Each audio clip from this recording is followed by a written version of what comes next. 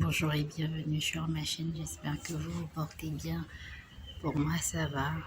Nouvelle vidéo aujourd'hui, c'est une vidéo où je parle de l'après-bébé, ce qu'on ne nous dit pas. Donc l'après-bébé, surtout l'après-bébé, quand bébé n'est pas resté. Malheureusement, on ne nous apprend pas à nous préparer à la possibilité d'une perte de bébé. Du coup, c'est sur le tas qu'on est obligé d'apprendre à gérer. C'est sur le tas qu'on est obligé d'être son propre psychologue, en fait. C'est plutôt des affirmations comme ça va aller, ou des affirmations comme tu vas en faire un autre, des affirmations comme tu es encore jeune, un autre peut venir, c'est encore des affirmations comme sois heureuse d'être restée, que ce soit l'enfant qui soit parti, parce que si l'enfant est resté, que toi tu es parti, qui va s'en occuper. Donc sois heureuse, c'est un peu ce genre d'affirmation, c'est à ça qu'on est confronté en fait. Mais ce à quoi on ne nous prépare pas, comme je le disais, c'est que la grossesse peut bien commencer, mal se terminer, donc finir par une fausse couche, ou un enfant qui naît et qui meurt. Souvent, pour je dirais une griffe, aux celles qui n'ont pas la chance, tu as le temps de prendre ton enfant, de lui donner le sein, de lui acheter des vêtements, de rentrer avec lui à la maison, et puis du jour au lendemain comme ça, l'enfant reste pas. Moi, plutôt mon expérience, c'est que à 6 mois, l'enfant est venu plus tôt, alors que j'étais juste en déplacement. Je suis allée voir mon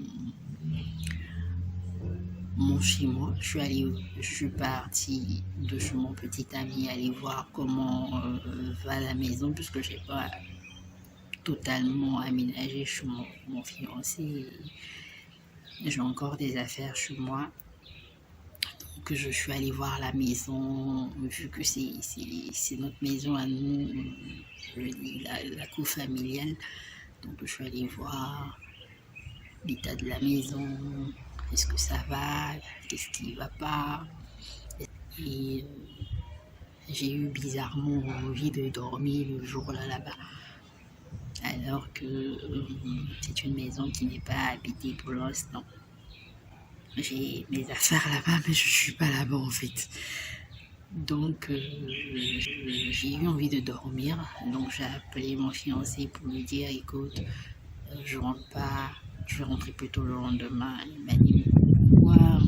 Non, je sais pas. Et je me suis dit qu'on a même discuté concernant le prénom de l'enfant. Dans sa recherche de prénom, il m'a fait proposer un prénom. Donc, à entendre le prénom qu'il a proposé, j'ai dit quoi? Non, mon enfant ne peut pas s'appeler comme ça, c'est pas possible en fait. Et puis on arrive. Donc moi je suis restée, j'ai passé la nuit. Le lendemain matin, je commençais à sentir des douleurs. Et vu que j'ai été déclarée dans mes examens que j'avais des myomes, j'ai pensé tout de suite aux myomes. J'ai trouvé que c'était ma routine en fait, puisque depuis que j'ai contacté la grossesse et qu'elle était officielle, j'ai dit je peux me lever le matin, je vais bien, avant midi je commence à me sentir mal, après-midi ça va mieux, souvent toute la journée, donc c'était un peu ça. Et il n'y avait rien d'anormal en fait dans mes examens, dans mes analyses, dans les consultations, il n'y avait rien d'anormal, tout était normal en dehors du fait que j'avais la tension qui était élevée et les pieds qui gonflaient. Ce qui n'était pas normal pour l'âge de la grossesse, c'était pas normal. Mais il n'y avait rien d'anormal dans les analyses en fait. Donc le matin, je me lève, je sens des douleurs, je dis attends, j'avais commencé à apprendre à parler avec le bébé, en fait, à parler au bébé. Et donc, je lui disais, calme-toi, je sais pas pourquoi aujourd'hui tu me fais tant de mal comme ça. Calme-toi, je vais prendre ma douche, chercher à manger quelque chose, prendre le médicament pour la tension là. Et après ça, on va rentrer, on va aller. Je peux pas en fait, c'est ce que je me disais, que ça allait pas vraiment. Bon, je suis allée à la fête préférée plutôt aller à la pharmacie et mettre, acheter le suppositoire, mettre. Vu que quand ça se passe comme ça, je mets le suppositoire et quelques minutes après, ma vie reprend son cours normal. Donc je me suis dit, tu n'es pas venu avec le médicament, donc tu es obligé d'aller acheter si tu veux que ça se calme pour que tu aies la force de partir. Je suis allée à la pharmacie, je marchais, je suis allée à la pharmacie, j'ai acheté le médicament, je suis rentrée, je vais m'acheter mon petit déjeuner, des galettes avec de la bouillie. Et je suis rentrée. Je voulais mettre le suppositoire et non, mange d'abord juste un peu et puis tu mets le suppositoire. Et donc, je mets une galette dans la bouche, ça descend pas, ça passe pas. Mais j'ai encore les douleurs, je dis attends, il faut apaiser l'enfant, et puis tu vas manger pour te donner des forces, et puis tu vas rentrer quoi. Donc je vais me coucher sur le lit là pour mettre le suppositoire et ma grande surprise, j'ai comme l'impression que j'ai uriné sur moi. Je dis mais non, j'ai jamais eu de fuite urinaire, pourquoi? Donc je vais aux toilettes pour évacuer le reste des urines parce que pour moi c'était des urines. Et malheureusement, avant de le dire, malheureusement, quand je suis revenue de la pharmacie, je me suis rendu compte qu'ils avaient coupé l'électricité dans le quartier. Non, chez nous, on parle de quartier, de communes, et dans les communes, il y a différents quartiers. Donc,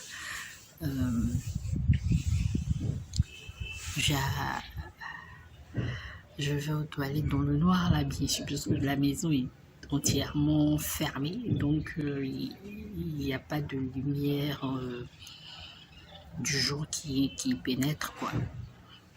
Et donc, je ressors des toilettes, je viens chercher parce que je trouve qu'il y a quelque chose d'anormal en fait. Donc je viens prendre mon portable pour activer la touche. Et à ma grande surprise, je vois du son. Attends, je sais pourquoi. Mon premier réflexe, c'est j'appelle mon fiancé pour lui dire je suis en train d'essayer, je sais pas pourquoi. Mais là, je vais partir à l'hôpital, il y a une clinique juste à moins de 100 mètres de la maison, donc je vais partir à la clinique. Et je sens encore un autre jet. Puis je me suis rendu compte que c'est du sang, que je suis en train d'épicer. Donc, ça m'allait là. Je reprends mon téléphone, il me dit, en fait, quand je l'ai appelé, il me dit, d'accord, va à l'hôpital, moi j'arrive là-bas. Alors qu'on est dans deux communes opposées. Je prends mon téléphone parce que j'ai le deuxième G. J'appelle ma voisine d'en face parce que j'ai son numéro dans mon téléphone. Je lui dis, viens rapidement. En tout cas, viens, je suis en train de saigner. Donc, moi je vais me diriger pour elle parce que j'ai fermé la porte à clé. Elle ne peut pas rentrer. Donc je suis en train de partir, je vous jure que je continue de saigner en fait. Mais jusque-là, je ne me rends pas compte que je suis en travail. Alors non, pas du tout. Parce que je ne connais pas. C'est vrai que c'est mon deuxième bébé, mais le premier c'est 10 ans. Et 10 ans, ma fille a 10 ans. Et c'est maintenant que je contracte une grossesse. À l'hôpital, j'avais déjà signifié à ma gynécologue que j'avais des craintes en fait. Elle m'a dit, tu crains quoi?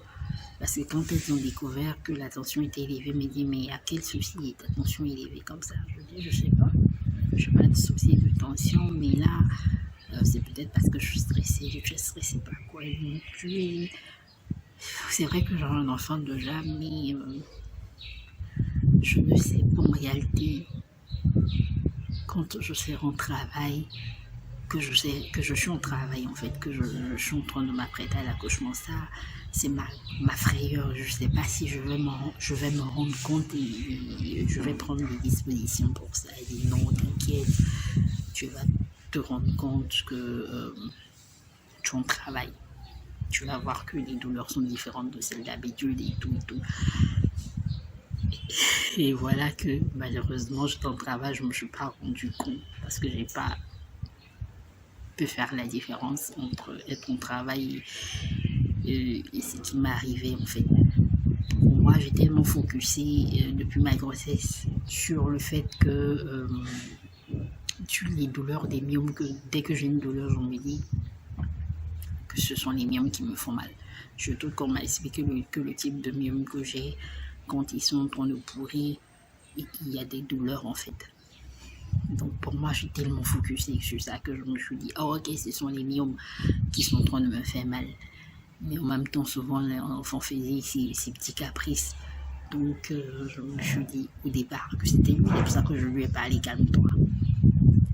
Après, je me suis dit non, peut-être que ce sont les myomes.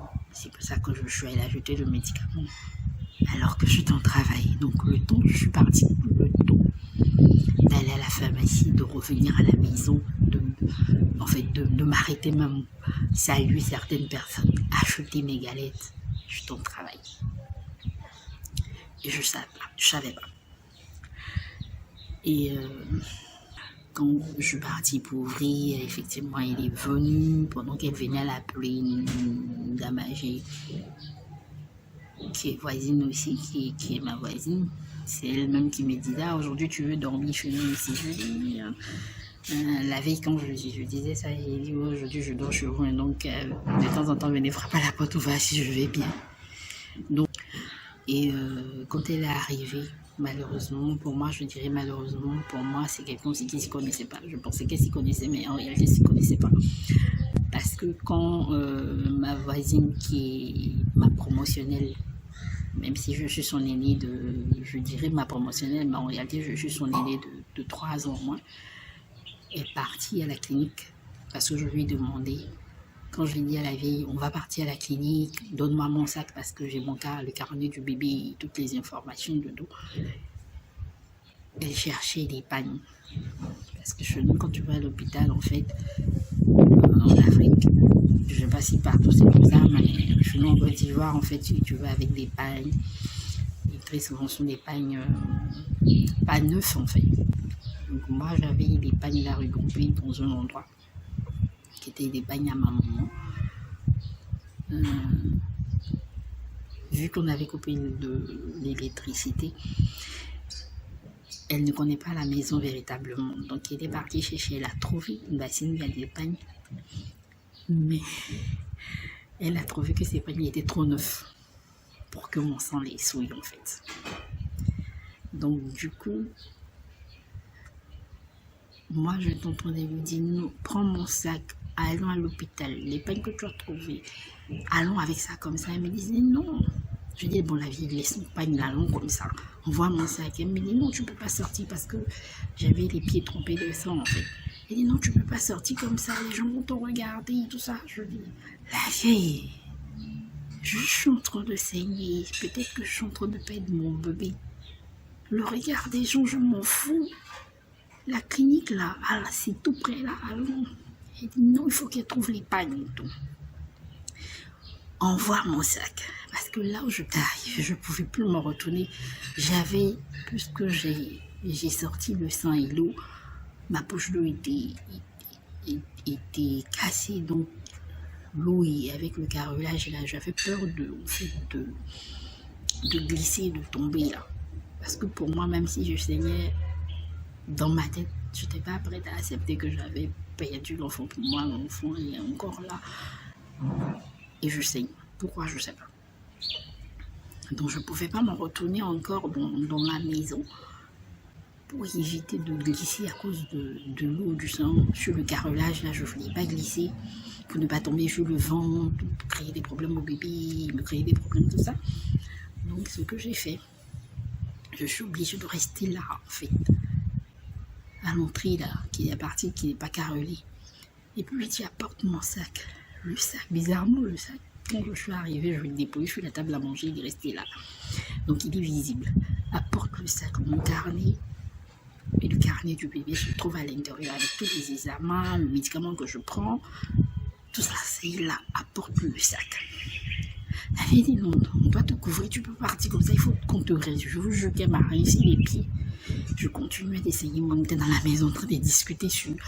Après, c'est rentré sur une histoire. Non, les pagnes là sont trop neufs et tout. Je dis putain, excusez-moi de l'expression. Et du coup, j'ai commencé à être en colère. Et quand tu as l'attention que tu es en colère, imaginez le cocktail. Waouh, j'ai commencé à être en colère. La vie, je dis apporte mon sac parce que chez nous, en Côte d'Ivoire, c'est comme ça on appelle les personnes âgées. La vie, je dis apporte mon sac. Je vais partir à l'hôpital, je m'en fous. Donc, j'ai commencé à avoir des douleurs. Et celle dont je parlais, qui est ma voisine d'en face là, elle est partie à la clinique parce que à un moment donné, je lui ai dit non, je vais aller à la clinique. Donc elle est partie, elle m'a dévancé pour l'heure. Je lui ai dit bon, si vous ne voulez pas que je sorte comme ça, allez à la clinique, là, demandez-leur, je sais pas si comment on appelle ça, chariot ou quoi, les fauteuils, ouais, les fauteuils roulants, je sais pas, un truc comme ça, qu'ils vous donnent pour que vous puissiez venir me prendre. Et donc elle est partie, apparemment, je sais pas ce qu'elle a expliqué, mais ils ont refusé de donner le fauteuil roulant ou le chariot, je sais pas.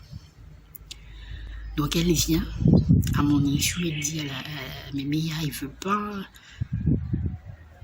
Donc la mémé qui me laisse là, elle part à la clinique là-bas. Je vous jure que pour moi ça a duré une éternité. Et je suis seule maintenant, avec le sang et tout. La vieille revient au moment où elle ouvre la porte en train de me parler, l'enfant sort. Alors que je t'ai arrêté, l'enfant est sorti. Pourtant, elle m'avait mis une protection avec le pain vraiment bien doublé pour ne plus que mon son coule pour nous, que je suis en train de marcher, mais je ne sais pas comment l'enfant s'est arrangé. Il a poussé le pain sur le côté. Il est sorti. Donc, pour moi, quand il est sorti, il est mort. Donc, je la regarde, je regarde l'enfant. Je la regarde, je regarde l'enfant. Je sais qu'il est sorti, mais il est positionné où, je sais pas, mais je sais qu'il est dehors, quoi. Et la vieille qui a vu l'enfant, elle n'a rien fait. Je vous dis qu'elle n'a pas cherché à prendre quelque chose pour l'emballer, rien. Elle dirait, ah, l'enfant, il est mort, peut-être. Et elle est partie. Waouh. Elle est partie. Peut-être retourner à la clinique, je sais pas, mais elle est partie. Et moi, dans toute ma douleur là, je me dis, mais attends, tu as arrêté, est-ce que c'est bon pour toi-même? Est-ce que l'enfant est mort? Donc je me couche à même le sol là, dans la poussière là. Vu que je sais pas, j'arrive pas à me couper, j'arrive pas à avoir de réflexe. Il faut se prendre l'enfant, mettre la poitrine, j'ai vraiment pas ce réflexe-là dans la tête. Je suis en position d'accouchement parce que quand je me suis couchée, j'ai essayé de écarter mes jambes et je les ai pliées en fait. Et c'est quelques minutes après, je sens une chaleur au niveau de mon talon et l'enfant qui pleure. Je dis, ah, mon bébé n'est pas mort, venez où mon bébé est là, il est en vie, venez où, venez. Elle dit, j'ai peur maintenant de me redresser ou de faire quoi que ce soit avec la douleur, alors que la douleur c'était du fait que le placenta voulait sortir. Donc, en plus du fait que l'enfant est sorti tout seul, le placenta est sorti tout seul. Et c'est après que le placenta soit sorti que je me suis sentie un peu mieux. Et mon enfant, il a arrêté de pleurer. Mais je n'avais aucune force pour dire je veux le soulever, je veux le mettre sur ma poitrine. La robe dans laquelle je tombe encore, je vais prendre pour l'emballer, je sais pas. Franchement, je sais pas. Je suis restée dans mon sang là, ils sont partis tourner, quand elles sont revenues. On va partir à l'hôpital. Parce que les gens de la clinique ne veulent pas faire venir quelqu'un, ils ne veulent pas donner quelque chose. Ils nous disent que si on vous donne, que vous partez avec, qu'on a un cas urgent, on fait comment? Donc c'est la réponse qu'on leur a donnée. Donc il n'y a pas de problème. Cherchez un taxi. Voilà, on a cherché un taxi, depuis on n'arrive pas à avoir un taxi, on espère, et on est resté là. On va pleurer les morts avant qu'elles ne viennent. On fait de la pleurer, est-ce qu'il est mort en même temps ou quand elles sont revenues. On a fait je ne sais pas combien de minutes. On a emballé mon enfant. On m'a apporté notre habit. Et puis on a monté dans un taxi. J'ai eu la chance d'avoir un chauffeur qui était compréhensif, gentil. Peut-être qu'il n'a pas compris ce qui s'est passé ou il a compris, je ne sais pas. On est parti à l'hôpital. Dans un autre endroit en tout cas, parce que je ne voulais plus aller à la clinique et nous, personne ne voulait aller puisqu'ils ont refusé, on partit fait quoi là-bas. On est parti dans un hôpital public. On était presque arrivé quand mon fiancé m'a appelé pour dire je suis à ton parking. Je suis au parking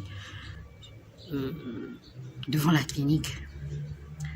Je dis non, je ne vais plus à la clinique là-bas, je vais dans un autre hôpital, je lui ai donné l'indication, il m'a trouvé là. Donc, la distance qu'il a faite, je ne sais pas comment il a fait, et puis il est arrivé là, on n'a rien de temps comme ça, ou c'est nous qui avons trop duré à la maison, je ne sais pas.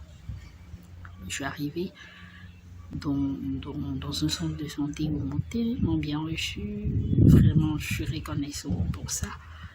Parce que ça aussi, quand tu fais une fausse couche, malheureusement en Afrique, on n'a pas cette culture de la fausse couche, on se dit, tu as fait un avortement. Puisqu'il y a des femmes qui font des avortements tardifs, qui font des avortements tardifs. Donc, on mélange tout le monde dans le même panier. Donc, on ne peut pas se dire c'est un accident ou c'est quoi. Mais je me suis retrouvée sur des filles de salle, une sage-femme qui était vraiment compréhensive. À la sortie du taxi, ils n'ont pas dit pourquoi, si c'est que. Et vraiment, elles m'ont installé, essayé de me remonter le moral, me dit non, tu ne dois pas pleurer. Il y a des gens, et si tu pleures là, c'est pas bon, tu ne dois pas pleurer. Sois courageuse, ça peut arriver. On va plutôt chercher à comprendre pourquoi c'est arrivé, pour te donner le traitement qu'il faut. Mais en tout cas, dis-toi que tout ce que tu fais est bon. Peut-être que le pire aurait pu se produire, mais vraiment, il faut te calmer, pleure. Il me semble que quand mon fiancé est arrivé aussi, la même sage-femme a essayé de lui parler, de lui dire de ne pas s'énerver, de ne pas pleurer, de ne pas crier, s'il me voit, d'essayer d'être saine pour moi-même mon bien. Elle a essayé d'apaiser ma soeur parce que ce que j'ai oublié de dire, quand j'ai appelé mon fiancé, j'ai appelé aussitôt ma grande soeur, qui est dans une autre commune aussi différente donc ça fait 3 communes en fait différentes, qui elle aussi elle a dit ok, je vais me mettre en route. Donc elle a parlé à chacun pour que chacun puisse se préparer quant à me parler ou quant à gérer ce qu'il y a à gérer. Et voilà quoi. Ils ont fait ce qu'il y a à faire, révision intérim et tout, ils l'ont fait. Donc la vidéo est assez longue déjà, mais je voudrais dire, comme je disais, ce à quoi on ne nous prépare pas après l'hôpital, c'est comment gérer en fait ça. Moi j'ai essayé à ma façon de gérer cette perte là, parce que je ne m'attendais pas à cette perte et j'ai tellement souffert pendant ma grossesse là que je me suis dit, mon sésame c'était d'aller à l'hôpital, de donner naissance de façon normale à un enfant, le ramener à la maison, et tout. Il m'a satonné différemment et tu te rends compte que tu produis du lait, il n'y a pas d'enfant pour t'aider. Tu te rends compte que tu as des douleurs, il n'y a pas d'enfant à côté. Jusqu'au jour d'aujourd'hui, ça s'est passé en mars, en septembre, bientôt octobre. J'ai encore les séquelles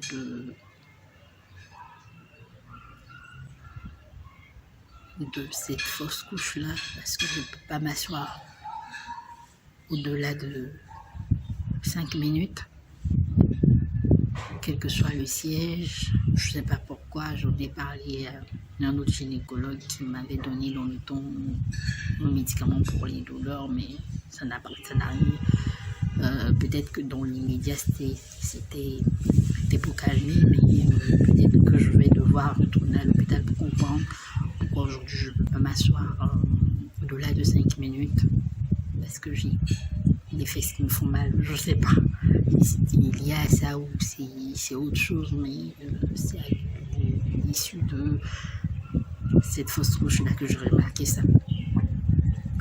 Et l'autre chose qui s'est passée, c'est que malheureusement aujourd'hui je suis obligée de me tresser les cheveux. Malheureusement que je vais couper parce qu'à cause du stress, je suis en train d'avoir de l'alopécie sévère à ce niveau-là. Donc je vais devoir me couper complètement les cheveux parce que je ne peux pas m'attraper tous les cheveux en chignon sur la nuque ou dessus, je sais pas. Parce qu'à cause de ma fausse couche également, j'ai la nièce de ma voisine d'en face qui m'a taillé les cheveux parce qu'en fait j'avais fait des fausses locks. Donc ces fausses locks, ça on les fait comment? On te fait des twists nattés. Moi, c'est comme ça que j'appelle. Sur tes propres cheveux et on coule la mèche sur tes cheveux. Donc, pour de fait, il faut que la personne soit extrêmement prudente pour ne pas te couper les cheveux associés à la mèche. Malheureusement pour moi, pendant ma grossesse, je fais les twists là pour éviter de me peigner les cheveux, vu que j'ai des cheveux naturels crépus. Et que ça fait mal quand on peigne. Donc je voulais pas me mettre la pression de me peigner les cheveux sur une grossesse qui est déjà compliquée. Je lui ai demandé de me défaire les twists parce que j'avais baigné dans la saleté, comme je vous l'ai dit, et dans mon sang. Donc vu que je pouvais plus aller m'asseoir sur un coiffeur pour faire un shampoing et passer au casque qui va me prendre des heures, c'est pas possible. C'est impossible pour moi de m'asseoir. Quand elle a défait, ça m'a fait 2 deuils. En l'espace de 72 heures, j'ai eu 2 deuils en même temps. Parce que à l'hôpital, je suis rentrée le même jour. Donc on arrive à l'hôpital à peut-être, je sais pas, 9 heures. Et on est ressorti à 17h par là. Et le lendemain matin, je lui ai dit, vu que je ne devais plus rester seule dans la maison et qu'il ne fallait pas que je retourne chez mon fiancé, parce qu'en Afrique, quand tu donnes naissance, tu dois rester chez tes parents. Tu dois rester chez tes parents au moins 3 mois. Même si l'enfant n'est pas resté, tu dois rester chez tes parents. Et que je ne peux pas m'asseoir chez un coiffeur ou dans un salon de coiffure ou dans un endroit public, quoi que ce soit. C'était pas possible. J'avais besoin d'être étendue. J'ai demandé à la petite là, de me défaire les twists. En fait, de me défaire mes brevets. Donc, elle était en train de les défaire. Elle ne voyait pas. Elle me dit, moi, qu'elle ne voit pas. Ou je sais pas. Elle me dit non. Et bizarrement, je lui dis, est-ce que tu vois ce que tu es en train de faire? Je vois, j'ai défait ma ligne de contrepartie, on a presque fini. La fille est en train de me tailler les cheveux, je vous le dis. Donc aujourd'hui, du coup, tout ça, en dehors de peut-être 2 ici qui sont la taille normale, tous les autres, là, les longueurs sont différentes. Et aujourd'hui, je ne peux pas faire un chignon Alors que mes cheveux étaient arrivés à un stade où je suis un chien correct avec une grosse boule de cheveux. Même au milieu, elle m'a taillardé les cheveux. J'ai de me tresser tout le temps. Alors que c'est ce que je voulais éviter de faire. C'est pour ça que pendant 2 ans, j'ai gardé mes cheveux